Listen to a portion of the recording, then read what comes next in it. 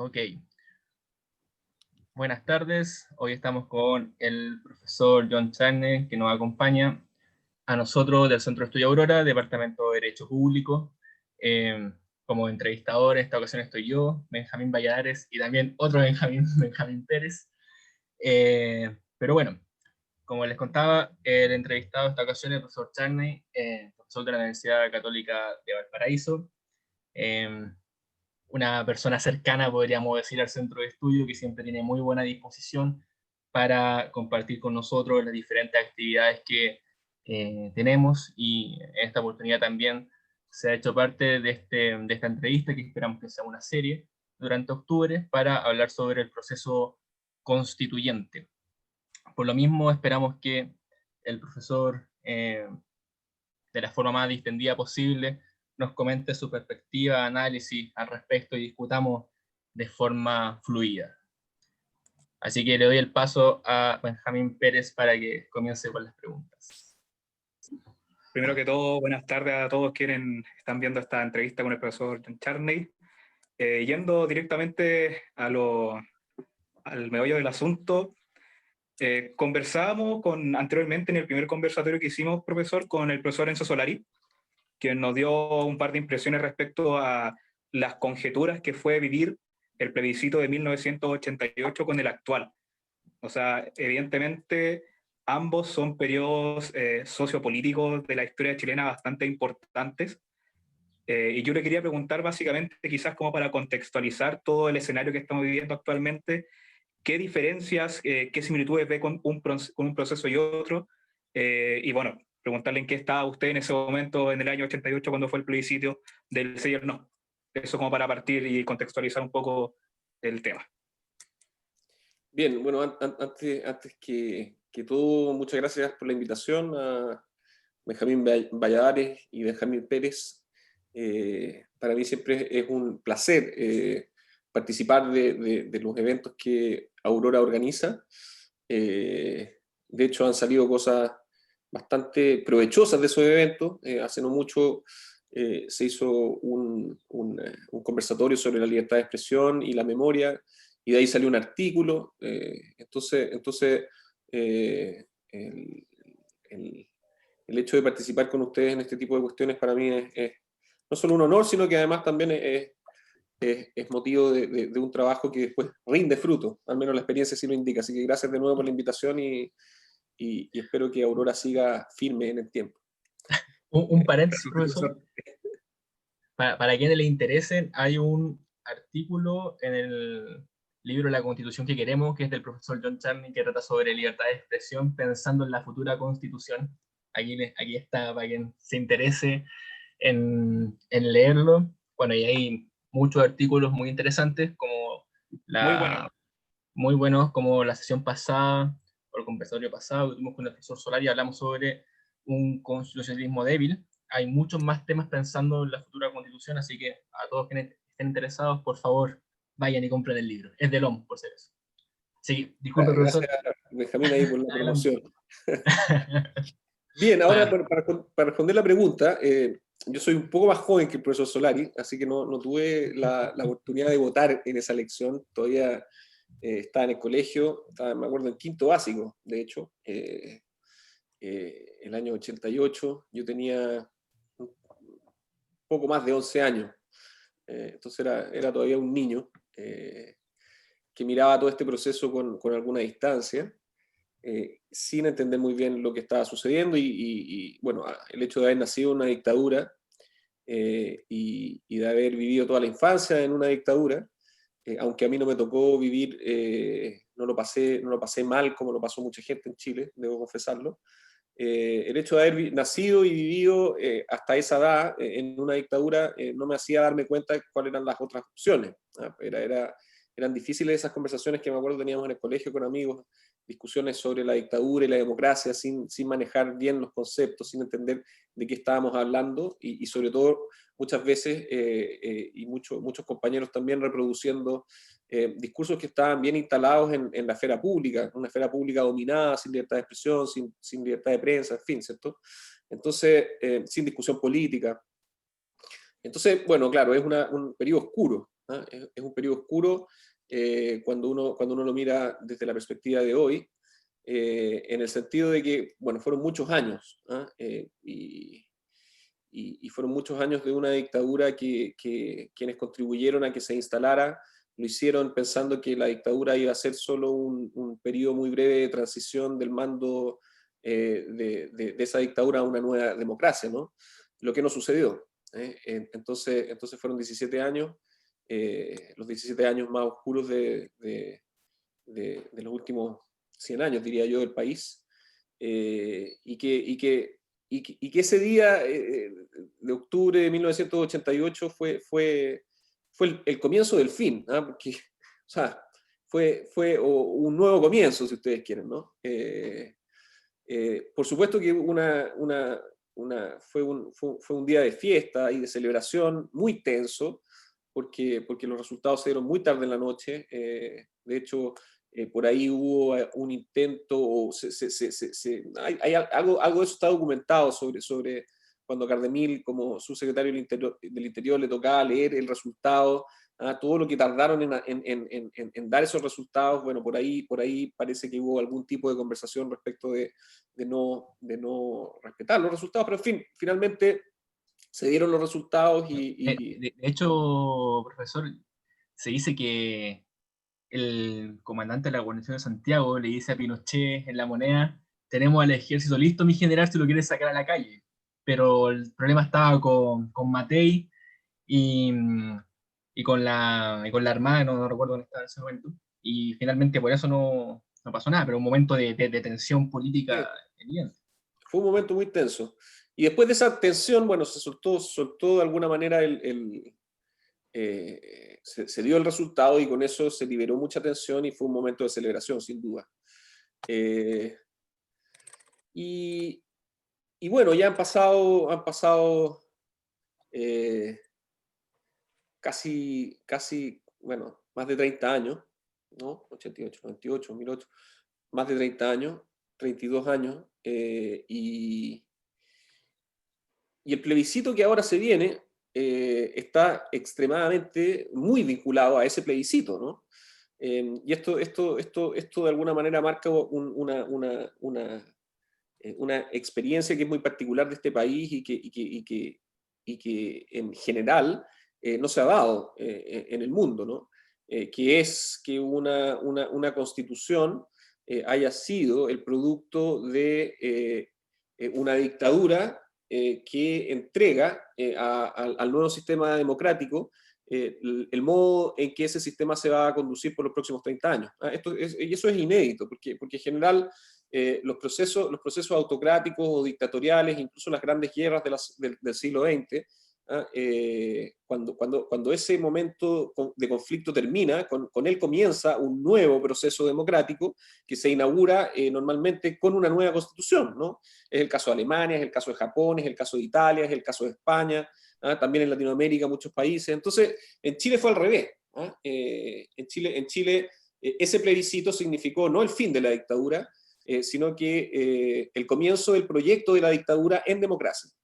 Y en ese sentido hemos vivido 30 años que están íntimamente conectados con ese plebiscito, aun cuando, por supuesto, ese plebiscito significó terminar con el dictador. No significó necesariamente terminar, sino que más bien fue comenzar el legado de la dictadura en democracia.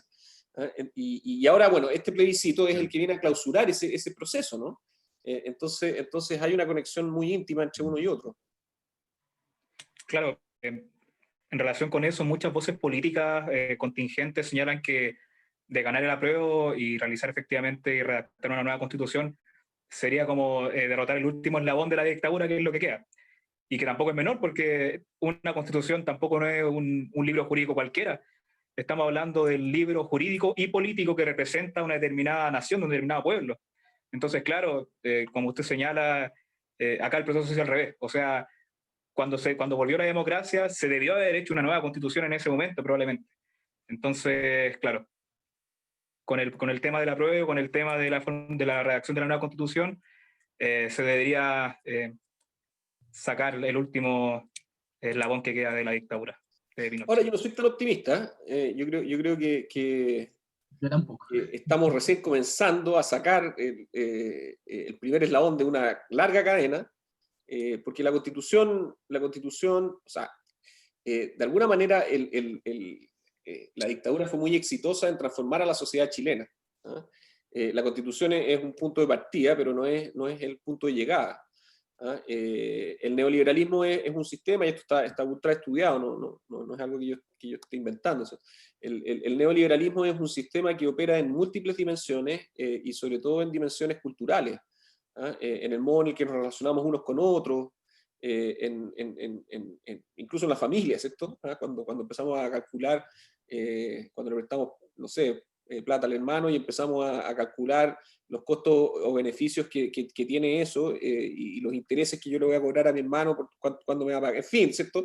Esa mentalidad de sujetar toda decisión o toda acción a un cálculo de costo-beneficio, bueno, es parte de una práctica cultural que está muy instalada, que está muy enraizada ya en nuestra cultura.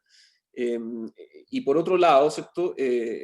La Constitución no muere de una vez con un nuevo texto constitucional, porque la Constitución también tiene todo un aparato material asociado a las prácticas políticas, y también a las prácticas constitucionales, ¿cierto? A la lectura de un texto que ha sido leído e interpretado una y otra vez. Las lecturas de una nueva Constitución probablemente al principio no van a ser tan distintas en algunos aspectos a lo que antes se leía, ¿cierto? Por la academia, por los tribunales, ¿cierto? En las mismas prácticas políticas. Entonces, yo creo que bueno, soy optimista en que esto va a significar un proceso de transformación, va a ser el primer paso importante, radical, en términos de sacarnos de encima el legado de la dictadura militar, pero va a ser un proceso mucho más largo para poder, de alguna manera, transformar esta sociedad en una sociedad distinta.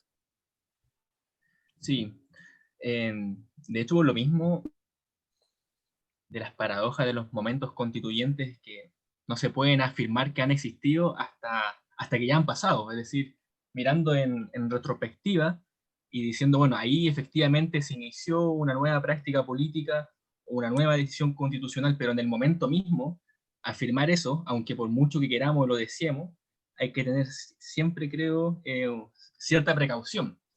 Y también y yo creo que está latente la posibilidad ahora mismo de que despolitizar el proceso. O sea, el 18 de octubre hacia adelante tenía un profundo contenido político desde la calle, por así decirlo, desde el pueblo, en un conjunto de contenidos, de ideas que se impugnaban, pero después la propia representación política, a tratar de darle sentido a eso, se ha hecho algo así como que iniciar un nuevo texto o discutir un nuevo texto constitucional es simplemente, o votar a prueba es deliberar, como comenzar desde una hoja en blanco, pero como si el país no tuviese historia o las cosas que fueron polémicas el 18 de octubre no existieran. Y eso nos puede terminar, paradójicamente, llevar donde mismo a donde empezamos. Entonces yo por lo mismo también creo que hay que tener siempre una cuota de cautela. Eh, y antes de pasar al siguiente tema, yo creo que es bien interesante lo que decía el profesor eh, sobre el no cambio de constitución para el retorno a la democracia, porque de hecho lo conversamos para el conversatorio del derecho a la memoria, que siempre se compara el caso de Chile con Alemania, eh, como la prohibición del negacionismo y todo lo que eso implica, pero la diferencia es que en Chile el pinochetismo y el liberal dictadura no fue derrotado. Y eso creo que a toda la gente de la izquierda, del progresismo, yo también siento parte de eso, se le olvida. Eh, yo no sé usted qué piensa al respecto, profesor. Sí, sí. Sobre lo último, efectivamente, ¿no? El, el- el- el- el legado de la dictadura militar y del proyecto que se instauró con esa constitución eh, superó, superó, yo creo que las expectativas incluso probablemente los que fueron más ambiciosos al momento de diseñar ese proyecto, ¿no? Porque lo que fue más importante, y respecto de lo que hay que tener mucho cuidado es precisamente que el hecho de que las prácticas políticas finalmente terminaron binominalizándose, ¿ah? Y uno lo puede ver, por ejemplo, no sé, hoy día cuando aparecen viejos personeros de la UDI, como Pablo Longueira, Claro. llamando a vetar, o sea, primero a aprobar el proceso constituyente, ¿eh? Y después haciendo un llamado a lograr, bueno, ¿cómo se llama? A impulsar una campaña que sea capaz de obtener un resultado favorable en la elección de los convencionales, de modo tal que ahí se ejerza la fuerza suficiente para vetar cualquier posibilidad transformadora, ¿no? Y yo creo que esa es una lógica que está muy instalada en algunos sectores del país, y que no logra entender todavía la dimensión y la relevancia histórica del proceso que se está viviendo, ¿ah? Yo en ese sentido soy un poco más optimista y si bien aún creo que hay que tener cuidado con posiciones de ese tipo, ¿ah? Yo creo que una vez que el proceso comience, la envergadura, la dimensión, la relevancia que la tarea que va a tener la convención de redactar una nueva constitución, se le va a tomar el debido peso, ¿no? Y bien, aun cuando algunos van a entrar a esa convención con el propósito de vetar, creo yo que mirando la experiencia comparada existen antecedentes como para pensar que esa idea rápidamente debiera sujetarse a las lógicas y a la importancia del proceso que se va a celebrar, y que en definitiva los incentivos para que ese sea un proceso que logre vencer la lógica binominal o sea, es muy probable que esa lógica logre vencerse, y que el proceso pueda llegar a buen término. Hay incentivos para que eso suceda, y yo creo que finalmente así va a ser. Y probablemente en un proceso que pueda ser exitoso y que pueda resultar en una nueva constitución, podría ser el comienzo de quebrar esas lógicas binominales y tratar de ir construyendo acuerdos que representen en buena medida lo que somos como chilenos, ¿no? Y que no intenten imponer un sistema por sobre otro, y hacerlo a costa de lo que sea, ¿no?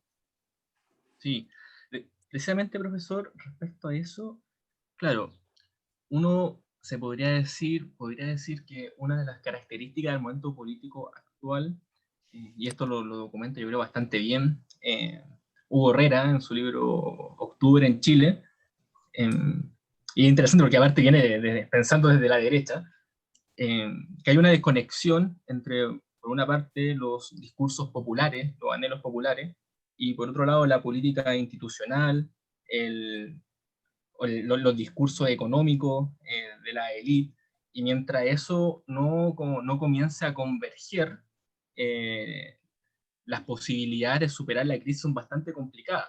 O sea, el proceso constituyente nos entrega la posibilidad de nuevamente que converja el pueblo y se vea reconocido en la institucionalidad, pero eso es solamente una posibilidad. Y está el peligro, o sea, antes que eso, yo creo que algo que todos tenemos que reconocer es que la idea de representación política es necesaria. Podemos determinar el grado en que va a ser. Algunos estarán de acuerdo con mayores mecanismos de participación, una nueva constitución. Todo eso está abierto, pero de que tiene que haber representación política en una nueva institucionalidad es algo que todos tenemos que tener en cuenta. Y tenemos que salir, creo, de un cierto hipismo, de pensar que el momento de impulso popular que teníamos el 18 de octubre adelante se va a mantener por los años, porque tiene que alejarse el pueblo y tomar una nueva práctica, y eso reconocerse en su institucionalidad. Todo esto que parece que es algo teórico, yo creo que tiene mucho sentido y es importante entenderlo, pero yo el problema, si esto es correcto, es un análisis, eh, que precisamente la representación política que tenemos hoy no está cumpliendo la labor que dice cumplir. Como preguntaba antes el Benja Pérez por el plebiscito del 88, claro, ahí uno podía ver a los partidos políticos conduciendo el proceso, sea por el sí y por el no. Pero ahora los partidos políticos es cosa ver la franja. Bueno, es meramente nominal la función que cumple. Entonces, ¿Qué tan importante es eso? Y, bueno, ya extendí mucho la pregunta, quizás como seguir discutiendo. Por favor, Sí. pláyese. A ver, yo creo que acá hay varias cosas, ¿no? Una es la crisis de representación y la crisis de la democracia representativa, ¿no? Sí.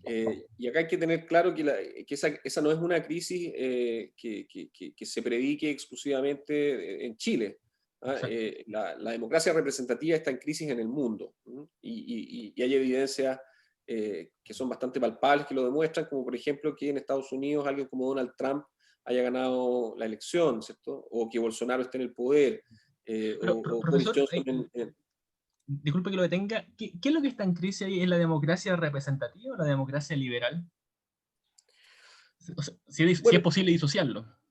sí, sí que están, bueno, yo no sé si es que uno debiera hilar tan fino en esta discusión.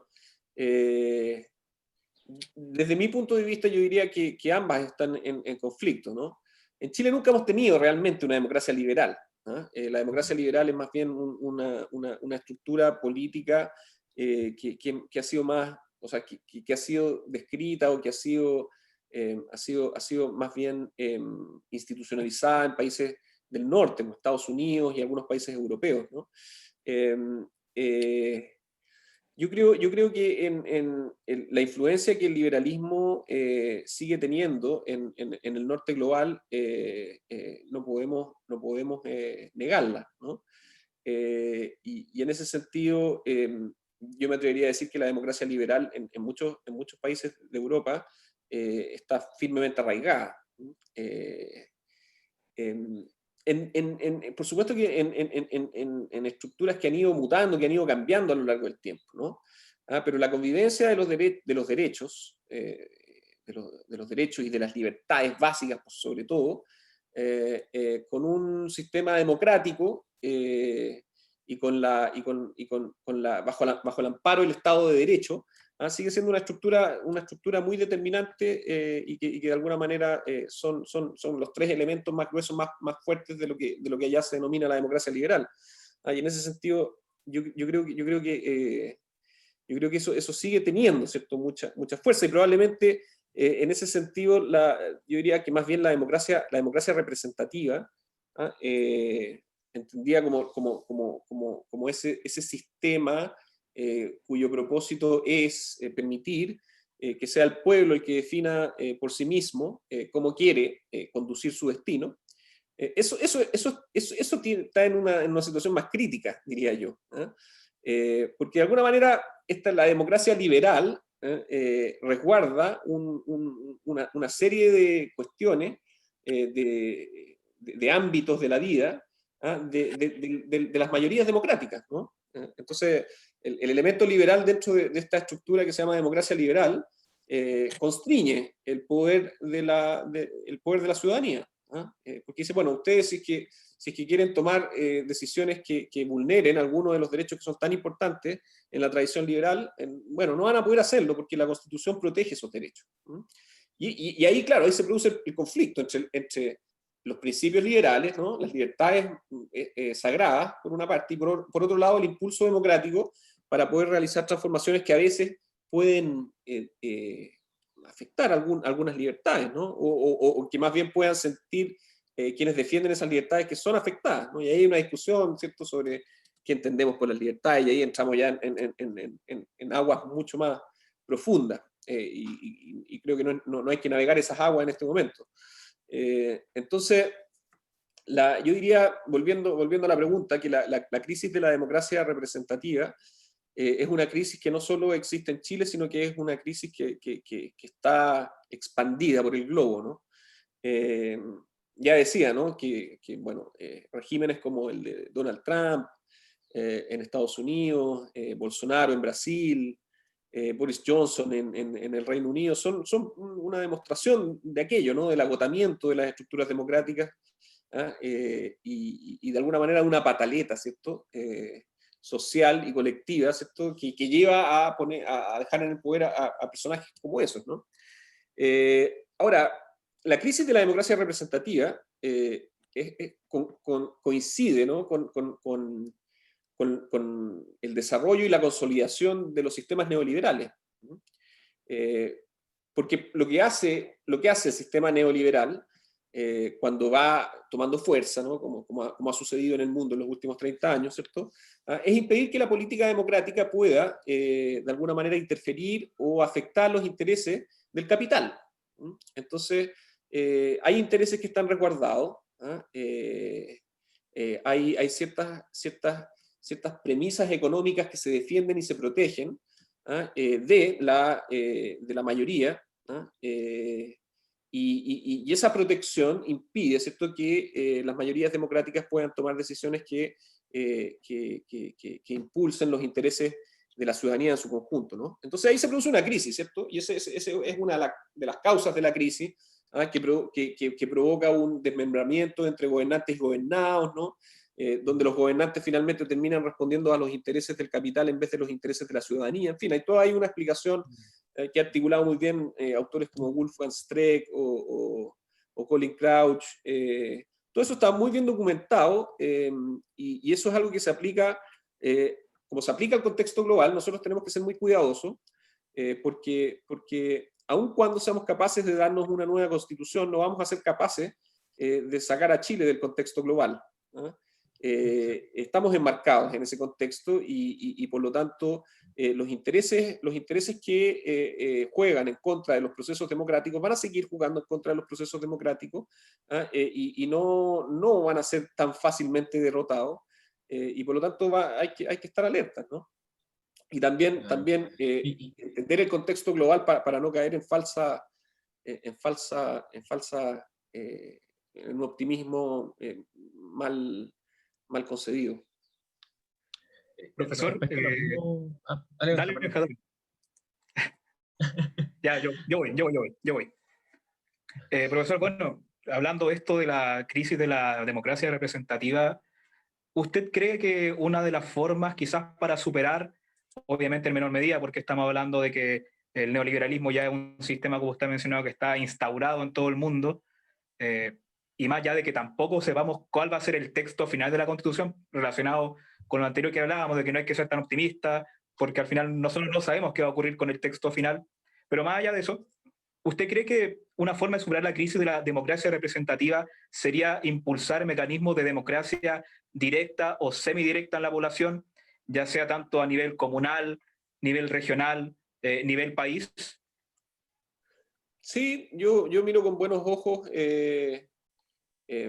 experimentos que favorezcan mayores niveles de participación. Hay experiencia comparada en materias de, por ejemplo, iniciativa popular de ley, referéndums revocatorios, y no solo en el constitucionalismo latinoamericano, sino que también fuera de él, porque claro, a veces dicen todas estas cuestiones que vienen de ahí, de los países del mal, entonces los vamos a La aplicar en Cuba y Chile, Unión y nos vamos a Soviética. transformar, claro, nos vamos a transformar rápidamente en una nueva Venezuela.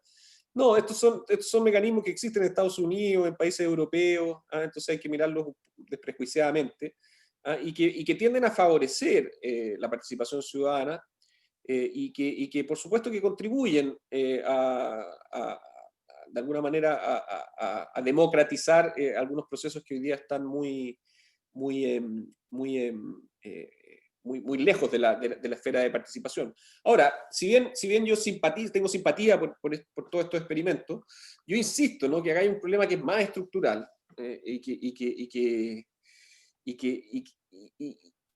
que no necesariamente puede ser solucionado a través de estos procesos, ¿no? Porque muchas veces estos procesos o estos experimentos son un buen maquillaje como para legitimar estructuras existentes, ¿no? Porque claro, sí, bueno, está bien que haya iniciativa popular de ley, pero eso no es otra cosa que permitir que un proyecto de ley ingrese al Parlamento a través de una iniciativa popular, pero que después, bueno, se va a sujetar al trámite, al pesado trámite legislativo que ustedes bien conocen, y que probablemente no se va a modificar demasiado en una nueva constitución, ¿cierto? El referéndum revocatorio, bueno, podrá revocar una autoridad, pero eso no va a cambiar las estructuras, ¿no? Entonces a mí me parece que está bien, y que hay que experimentar más, ¿cierto? Pero aquí hay que mirar todos esos experimentos con sí, con distancia, ¿no? Y respecto a lo mismo, profesor, que quizás ya lo adelantaba un poco en la pregunta, pero más concretamente, uno podría decir que los partidos políticos han cumplido una función importante en la historia de Chile y gran parte de lo que se arguye como la buena tradición constitucional chilena ha descansado en los partidos políticos y una institucionalidad que es capaz de encontrarse ahí.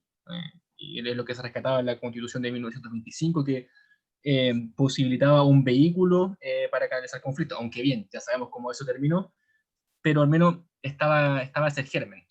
Y ahora yo creo que la pregunta es totalmente razonable hacérsela pensando en una nueva constitución, porque ahora yo diría, solamente constatando la realidad, que los partidos políticos existen de forma meramente nominal, por algo muy sencillo, porque no agrupan a personas con una misma visión de sociedad y que se junta y después disputa el poder para llevar a cabo su idea, de forma muy coloquial, sino que más bien tenemos estructuras con militantes fichas, como se le llama comúnmente.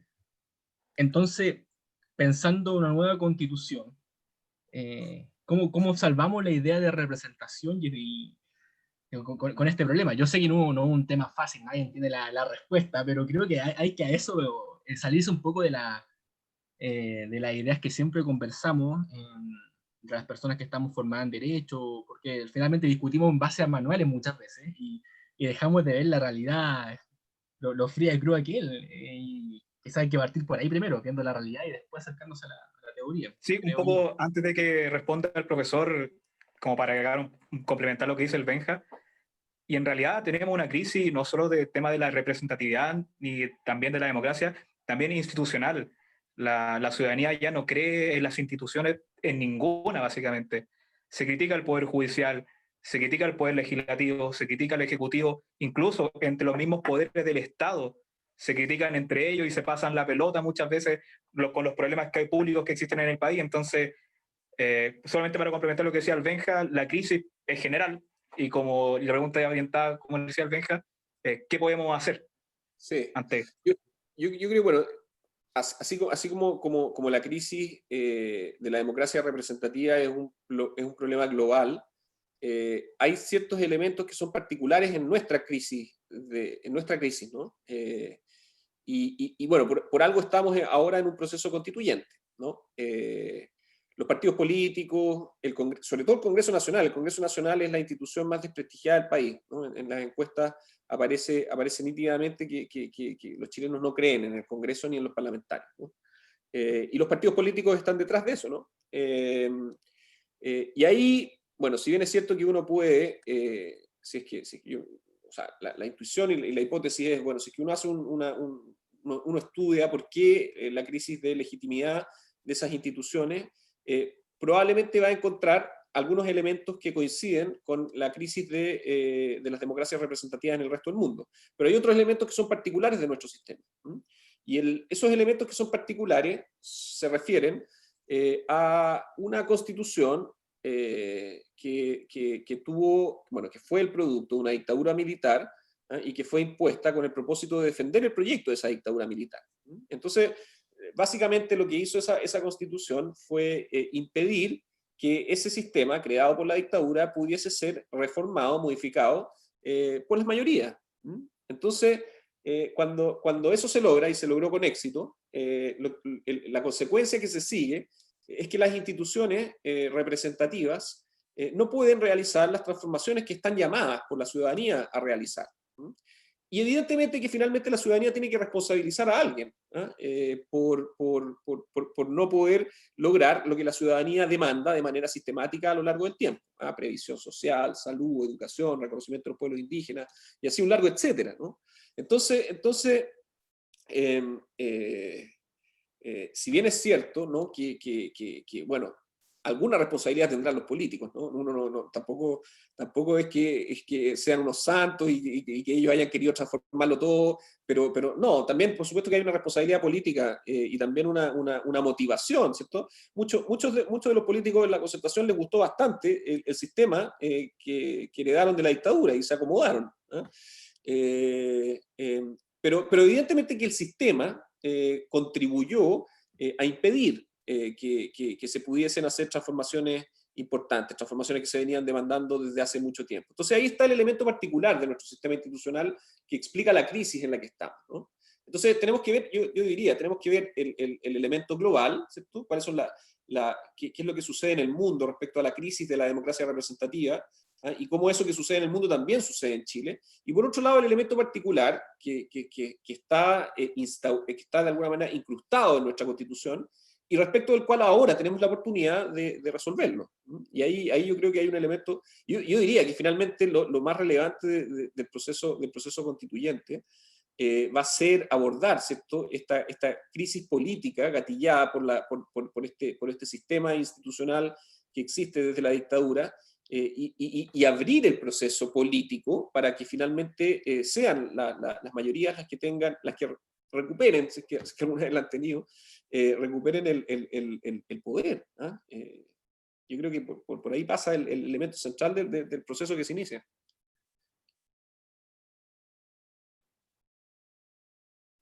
Profesor, solo para terminar este tema y avancemos a otro, pero claro, teniendo en cuenta la crisis de los partidos políticos y de la función importante que cumplen dentro de la democracia representativa, yo creo, no sé si usted lo comparte, que hay que mirar con cierta cautela esta idea que está dando vuelta, sobre todo por el gobierno de Piñera, por lo nefasto que ha sido para procesar la crisis, de avanzar hacia un sistema parlamentario o abandonar el presidencialismo, porque el sistema parlamentario básicamente lo que significa es que, bueno, uno vota por parlamentarios que están en un partido y después se ponen de acuerdo y eligen a un primer ministro.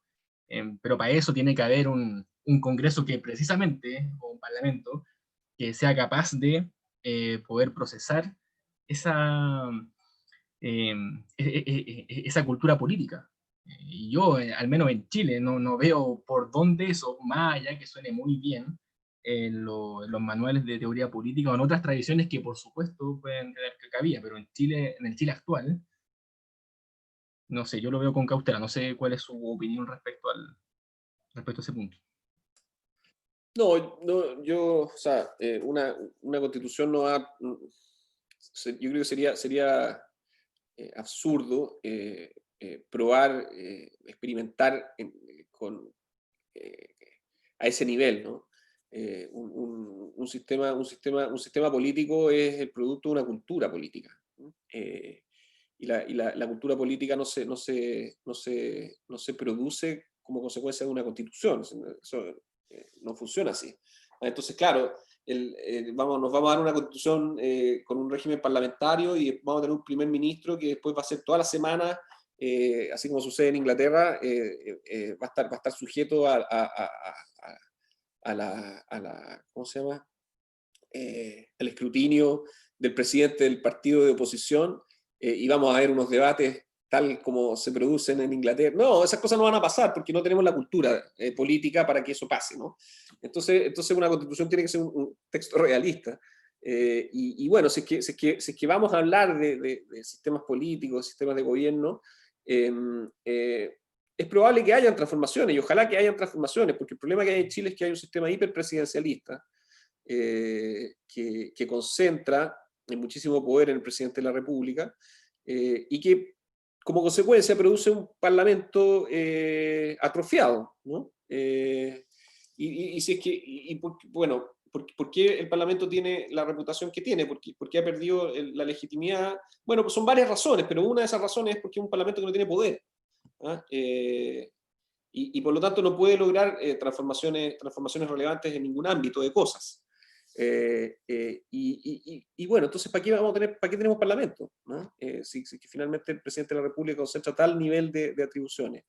Entonces yo creo que los cambios que se van a producir, estoy seguro que se van a producir cambios ahí, son bastante menos ambiciosos y se van a referir fundamentalmente en disminuir las atribuciones del presidente de la República y aumentar en cierto grado las atribuciones del Congreso Nacional, ¿ah? Para producir qué sé yo, un sistema que al menos no sea hiperpresidencialista.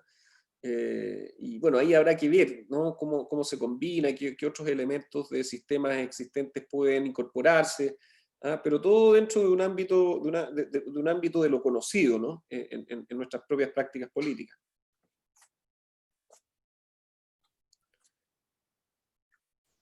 Perfecto. Bueno, profesor, quizá ya llevamos un ratito ya haciendo la entrevista. Hicimos ya un panorama general, determinamos un contexto, determinamos un poco problemas. Bueno, y a pesar de que podríamos estar hasta el 25 de octubre acá hablando sobre qué podría tener la nueva Constitución en términos de artículos, de principios, etcétera, yo por lo menos dentro de lo que he visto, de lo que he leído, he visto poco, yendo ya hacia un tema un poco más particular, poco avance respecto a los problemas que tiene el centralismo en Chile, que quizás podría también ser uno de las cosas que siempre la gente, la ciudadanía en general siempre ha criticado, que todo tiene, está bien que haya un centro de impulso político en el país, pero cuando se concentra demasiado, obviamente tiende a dejar ciertamente diezmado a nuestro país, y más aún teniendo en cuenta las características geográficas que tiene Chile en este caso. ¿Usted cree, por ejemplo, que podría ser tema en la constituyente un cambio del sistema de forma del Estado en nuestro país para potenciar de cierta forma las regiones, o cree que la solución no va por ahí? A ver, yo creo que acá se aplica lo mismo que a la forma de gobierno, ¿no? Transformaciones radicales son complejas porque hay toda una estructura institucional que está vinculada a prácticas políticas que no es fácil transformar de un minuto a otro, ¿no? O sea, un experimento federal no creo que sea posible en una constitución. Lo más probable es que va a ser un Estado unitario, pero con niveles de centralismo menor a los que existen hoy día. De hecho, la tendencia del último tiempo es a descentralizar, y con casi que sin ningún éxito, porque hasta el día de hoy, y a pesar de la reforma constitucional del año 2017, los gobernadores elegidos democráticamente todavía no existen, ¿no? La elección va a ser en abril, la han ido postergando una y otra vez, ¿no? Esperemos que sea en abril. Pero bueno, sin embargo, y a pesar de que la elección probablemente va a suceder en abril, y vamos a tener, curiosamente, una nueva autoridad que va a ser la última autoridad relevante creada bajo la Constitución de 1980, es una autoridad también atrofiada, ¿no? Que tiene muy pocas facultades y que va probablemente a producir harto ruido, ¿no? Porque va a tener poder político, pero sin poder real. Entonces va a ser bastante disfuncional en el gobierno de la región. Entonces, bueno, hay que ver qué pasa ahí, ¿no? En ese experimento. Yo creo que ese experimento, ¿cierto? Aún habiéndose producido bajo el marco de la Constitución de 1980, es un buen antecedente para pensar que en un proceso constituyente va a haber una presión y va a tener mucha fuerza la idea por alcanzar mayores niveles de centralización. Yo creo que por allá va la cosa, creo en eso, ¿no? Y puede ser una de las ideas que tengan fuerza. Pero por otro lado también está, por ejemplo, en términos del centralismo y de la forma en que el poder está, más bien la soberanía, ¿cierto? Está concebida en nuestro sistema institucional y también en nuestro imaginario político. Hay otro elemento que también es muy importante y que está relacionado con esto, y que se refiere a los pueblos indígenas, porque en un Estado centralizado como el nuestro, en el cual además se concibe que hay una sola nación, que es la titular, que es titular de la soberanía, esa estructura, ¿cierto?, también tiene un ethos centralista, unificador en términos culturales, que ha sido muy potente, ¿no? Y que ha sido sostenido, esto no es de la Constitución del 80, a lo largo de nuestra historia republicana, y que durante la Constitución de 1980 simplemente no fue posible modificar. Pero que yo veo ahí que ahí hay otro elemento que tiene fuerza hoy día, y que puede de alguna manera modificar de manera importante las relaciones que el Estado chileno ha tenido a lo largo de su historia con los pueblos indígenas. ¿Ah? Y claro, ahí ya no tenemos que mirar al contexto, no tenemos que mirar el contexto global, sino tenemos que mirar el contexto regional, que también muchas veces lo dejamos de lado, lo olvidamos, el constitucionalismo latinoamericano. ¿Ah? Si es que algo ha hecho de manera muy determinada en los últimos 20 años, es precisamente reconocer no solo la existencia, sino que también el derecho de autodeterminación de los pueblos indígenas que están dentro de su territorio. ¿Ah? Y así en Ecuador y en Bolivia se reconoció el Estado plurinacional, pero en otros países también se ha reconocido la realidad multicultural, ¿ah? Cosa que en nuestro país no ha sucedido. Yo creo que eso sí va a suceder y eso sí debiera tener un impacto muy relevante en términos de organización política. Sí, y quizás también esa sea otra forma de pensar en restarle atribuciones a la institución presidencial, precisamente descentralizando el país y el político, o sea, o el gobernador, como se llame, que al final del día es un político, nos guste o no nos guste la palabra o lo manoseada que esté, eh, pueda cumplir su función, que es en el fondo un artista que tiene que leer la situación concreta de la comunidad a la que está representando. Y en la medida de que eso se vaya recomponiendo y el poder se pueda ir acercando más a la ciudadanía, quizá hay una posibilidad también de poder emerger de forma virtuosa de toda esta crisis. Yo lo encuentro interesante la forma, sabiendo del tema, que usted ha desarrollado los temas que le hemos planteado, porque precisamente siento que más que tratar de buscar soluciones de manual, hay más análisis sociológico de lo que es la sociedad chilena, de nuestra tradición, también lo manoseada que está esa palabra, ya lo que quiera decir, pero sí partiendo por la situación concreta, analizando lo que tenemos. Y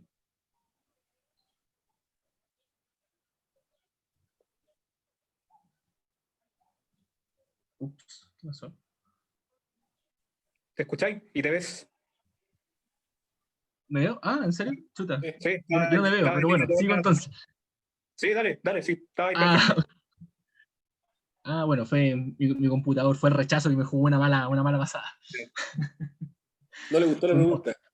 Claro, No, no le no, gustó la pregunta, porque la pregunta que viene ahora tiene cierta complejidad para toda la historia republicana de Chile del orden. De cierta forma. En el fondo, niega la idea del pueblo, la idea del poder constituyente del pueblo, y por lo mismo queda un poco ciega cuando pasan las cosas que han pasado, valga la redundancia, después del 18 de octubre en adelante. Es decir, cuando se desconecta, por así decirlo, el poder político institucionalizado, que se expresa en las elecciones, como diría jurídicamente el artículo 5 de la Constitución, y el pueblo ya no se ve reconocido ahí, sino que se expresa en la calle y se autorrepresenta, está presente consigo mismo. Y esto cuando se desconecta, también el Estado empieza y el orden instituido a carecer de legitimidad, que era un poco lo que pasaba el 18 de octubre en adelante, y el pueblo estaba en la calle y bueno, ejercía, podríamos decir, derechamente violencia, pero estaba incluso amparada muchas veces. La misma ciudadanía, eso por supuesto fue cambiando después del acuerdo del 15 de noviembre y quizás fue una de sus virtudes. Eh, pero el punto es, cuando se desliga por una parte, el poder del Estado, y ya no puede reconducirse al pueblo, porque el pueblo no se ve representado en él, nos encontramos con situaciones como la de Carabineros, eh, que está ejerciendo el poder del Estado, pero sin nada más que lo respalde, que el uso de la fuerza. O sea, no, está defendiendo un orden que el pueblo no es capaz de reconocer como propio. Bueno, y eso por supuesto aplica para Carabineros y a las fuerzas de orden en general, también las Fuerzas Armadas. Y precisamente este fue uno de los temas polémicos después del 18 de octubre en adelante, el uso de la fuerza.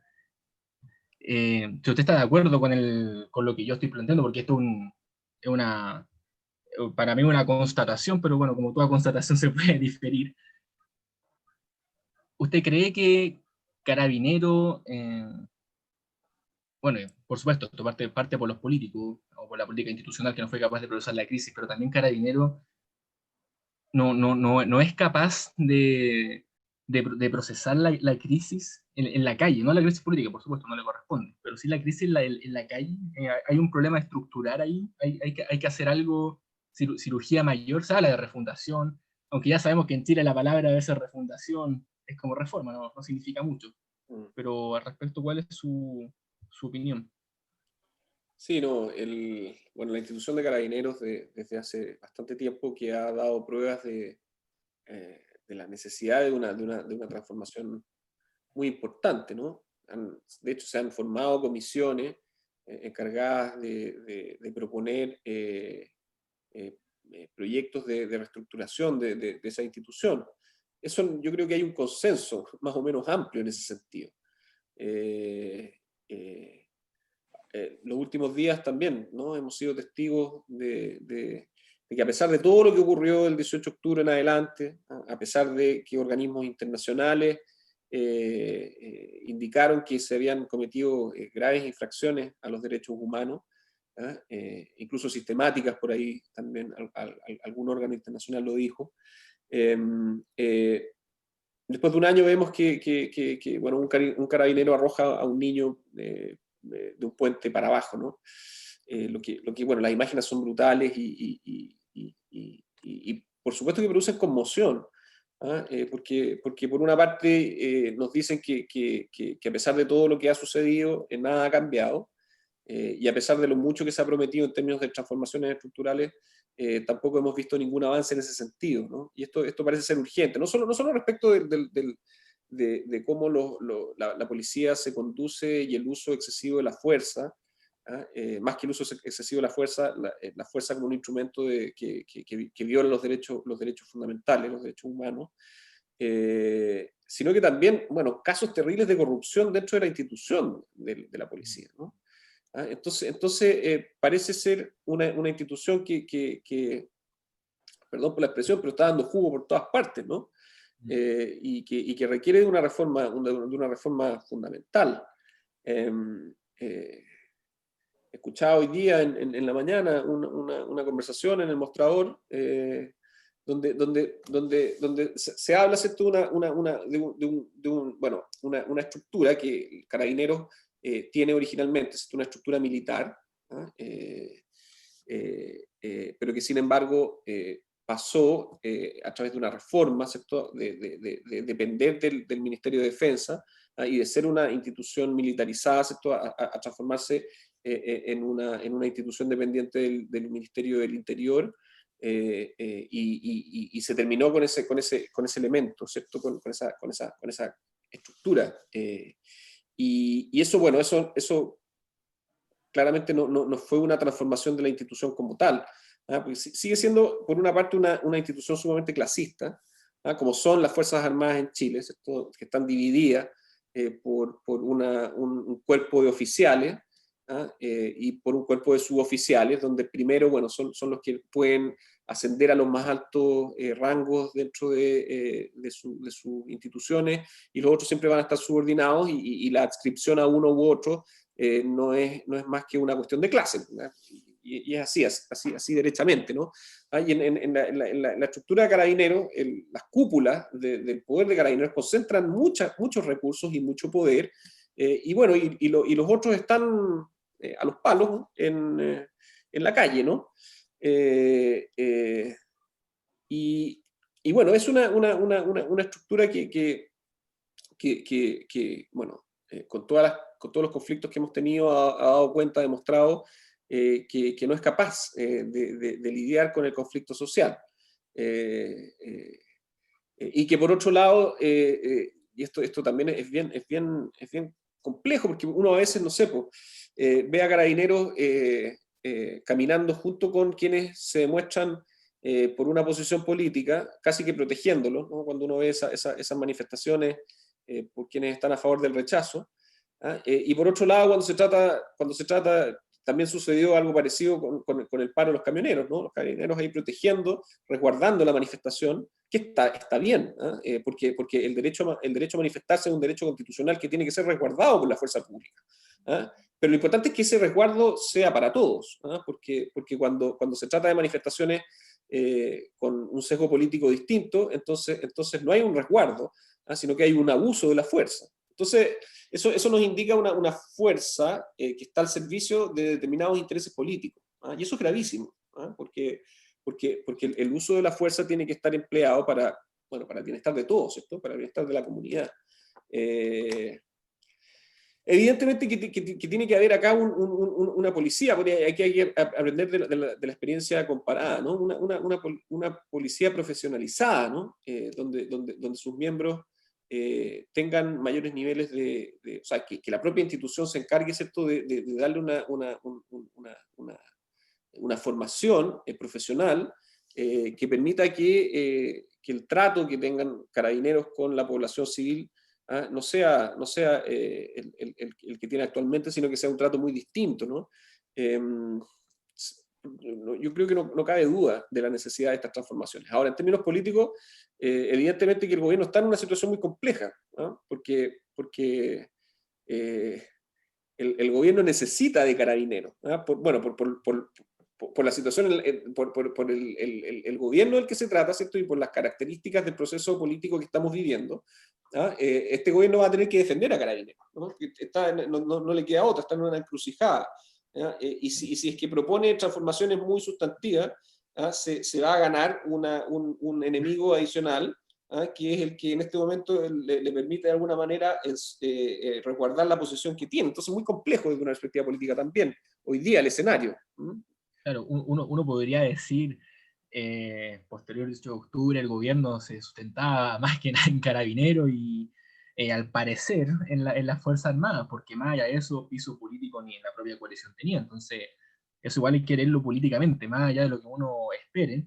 Pero claro, pedirle al gobierno que haga una reforma estructural, si no hay un acuerdo transversal y que signifique algo, es bastante improbable que pase, porque si no es como dejar al gobierno totalmente desprotegido, o sea, analizando la situación en términos más o menos políticos y no morales.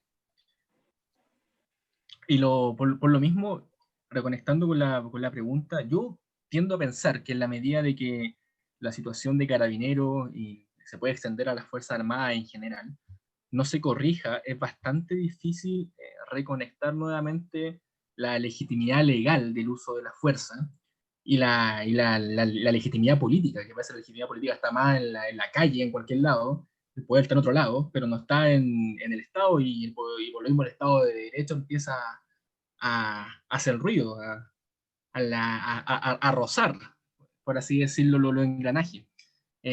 No sé si usted estaría de acuerdo con algo así, porque hay quienes defienden el orden, y por eso me refería antes a esa tradición política chilena y la bayoneta y el fuego a lo que cueste y lo que sea, ¿no? Bueno, yo creo que acá yo creo que Hannah Arendt dijo algo que a mí me hace mucho sentido, que a veces genera mucha discusión su concepto de poder, porque para Arendt el poder es la capacidad de actuar en conjunto, ¿no? Y esa capacidad de actuar en conjunto, desde su perspectiva, es el radical opuesto a la violencia, ¿no?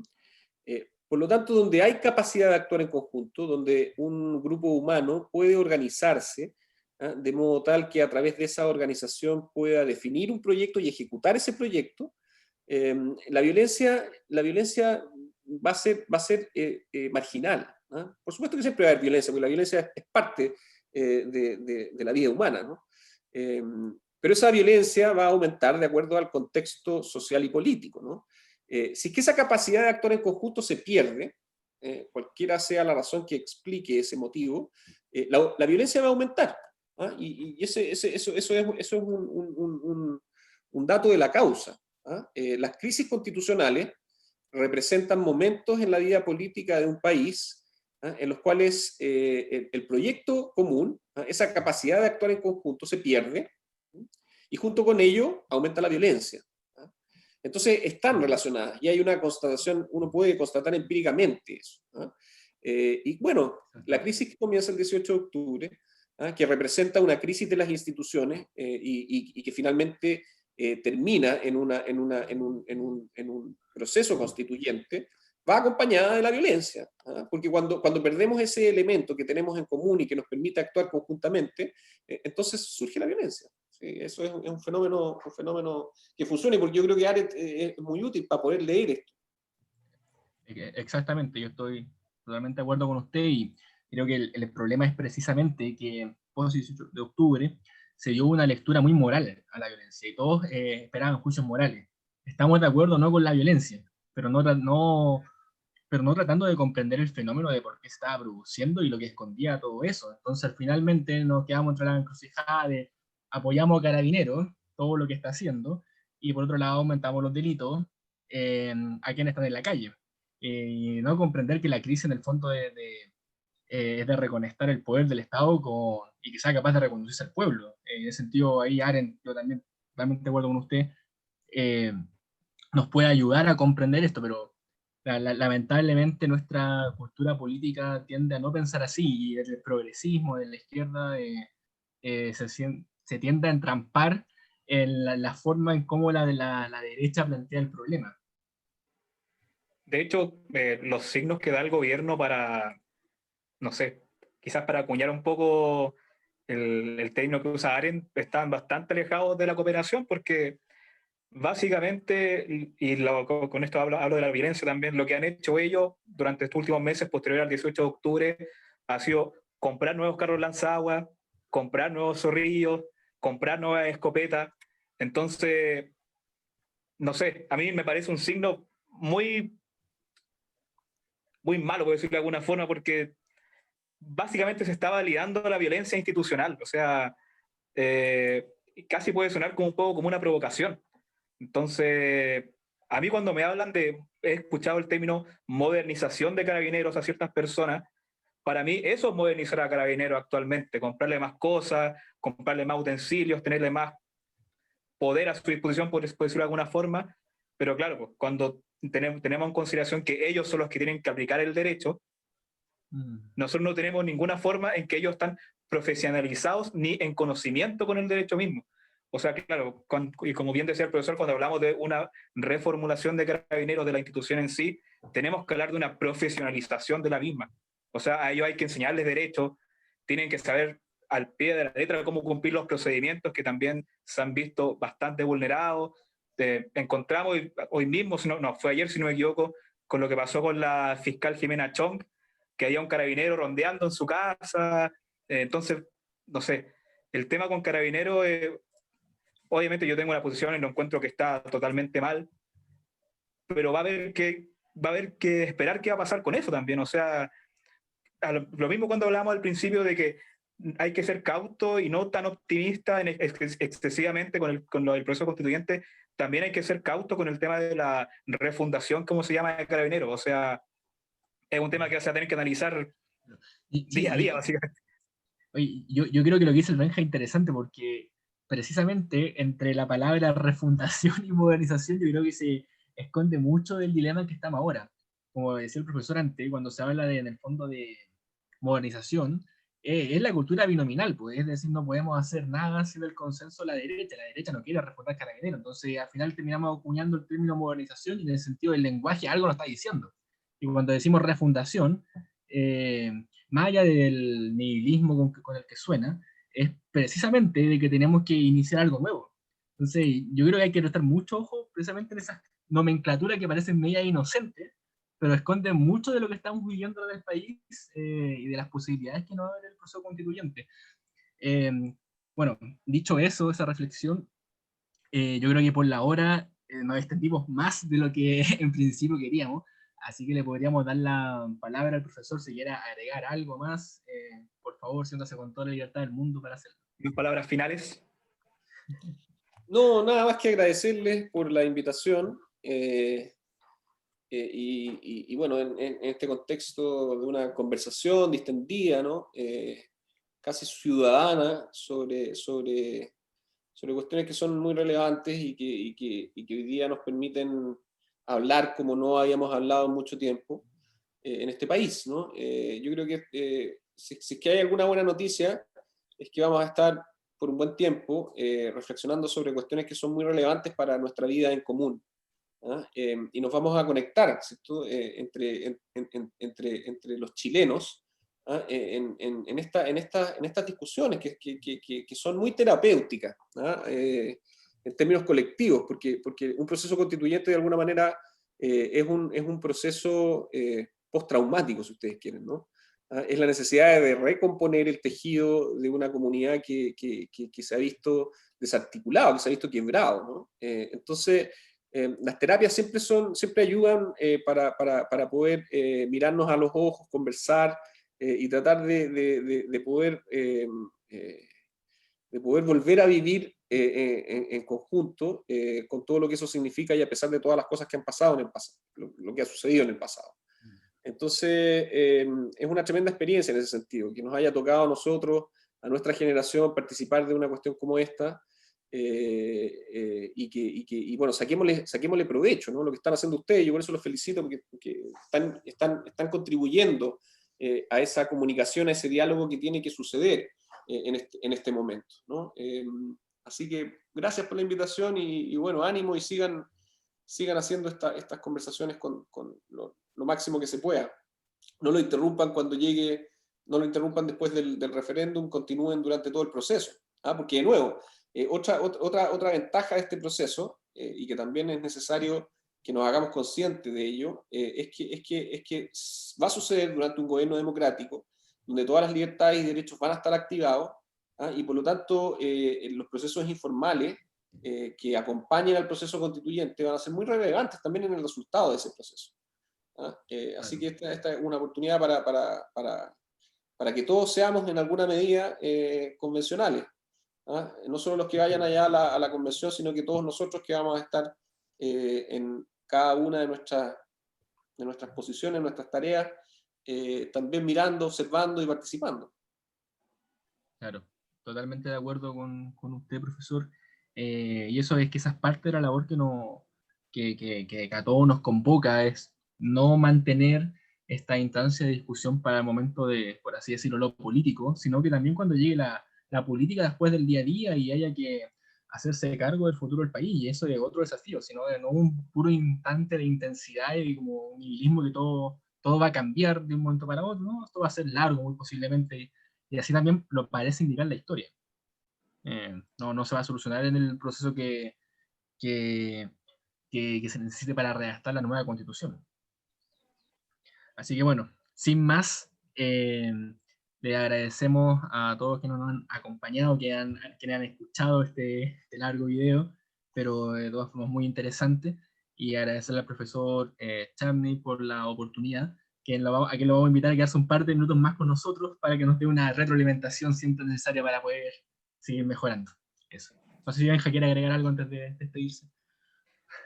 No, profesor, muchas gracias por la participación de usted también en esta conversación. Me parece totalmente ad hoc lo que usted dice. Yo creo que nosotros somos actores importantes, vivimos un momento histórico para nuestro país que quizás se va a valorar muchos años más adelante. Nosotros no sabemos cómo va a terminar esto, como mencionaba anteriormente. No sabemos cómo se va a redactar, no sabemos qué letra va a tener realmente la Constitución, pero sin duda que abstraernos de lo que estamos viviendo actualmente como país, yo creo que no es lo correcto. Lo correcto es que nosotros participemos, que estemos activamente, más nosotros probablemente por la carrera que estudiamos, pero es totalmente abierto a toda la gente que quiera participar, y yo creo que eso es lo importante al momento cuando se escojan los constituyentes, que haya variedad, que no se repitan tanto los economistas, no se repitan tanto los abogados. Yo creo que tiene que ser lo más pluralista posible también en ese sentido, y el llamado a participar, como usted señala, profesor, yo creo que es muy importante. Y claro, este es un proceso que va a durar mucho tiempo, años probablemente, en que se cambie probablemente algo de la institucionalidad del país, de los principios que ven en el país, del ideario político y social del país. Así que nada, muchas gracias, profesor, por la oportunidad de estar acá. Así que eso. Bien. Okay. Muchas gracias a todos. Hasta luego.